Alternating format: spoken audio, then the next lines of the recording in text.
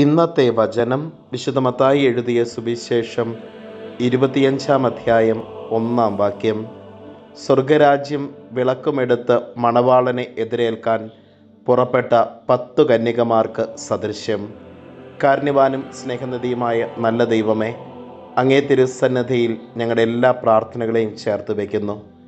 ഈശോനാഥ, വിവേകമതികളായ കന്യകമാരെ പോലെ വിളക്കിനോടൊപ്പം എണ്ണയും എടുക്കുവാനായിട്ട് ജീവിതത്തിൽ ദൈവകൃപയെ അനുനിമിഷം സ്വന്തമാക്കി ജീവിക്കുവാൻ ഞങ്ങളെ അനുഗ്രഹിക്കണമേ.